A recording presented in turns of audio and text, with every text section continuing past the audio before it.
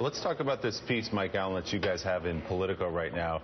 I feel like we've tackled this question before. I think you know our position on it, which is I don't think it should matter, but I'll ask you anyway. Does Scott Walker's lack of a college degree matter? Are there people who are actually concerned about this?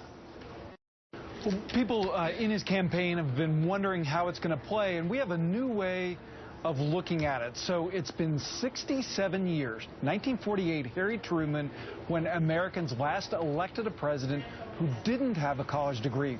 We have a piece up on Politico just now with two political scientists, one from the University of Wisconsin-Madison, one from Duke, looking at the substance of what leaders do once they get in office. They went back to 1875 and looked at how leaders do if they have college degrees or don't. And they looked at things having to do with peace and prosperity. Did they get into wars? Did they have economic growth?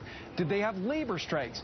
And they found that it doesn't make a difference. So 5 days from now, when Scott Walker gets into the race at the Waukesha Expo Center, he's going to try and portray himself as an outsider, someone who has a sense of the priorities of average Americans. This helps him make that. The idea of not having a college degree at a time when voters hate the establishment, it gives you a chance to tell a story about hustle and getting stuff done. Well, and also, Chuck, I'm sorry, the people that have reshaped the new American century didn't graduate from college. Steve Jobs, Mark Zuckerberg, you could go down the list.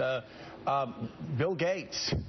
I find it hard to believe that people that go on, computers and systems that have completely revolutionized the world are going to say, oh, this guy was a couple hours short. He's not going to be able to do a job. Well, look, and I think it goes to the type of campaign he wants to run. This isn't going to hurt him with the voters he's trying to rally. You know, he's trying to be anti-establishment. Let's remember, we haven't had a president who didn't get some degree from an Ivy League university since Reagan.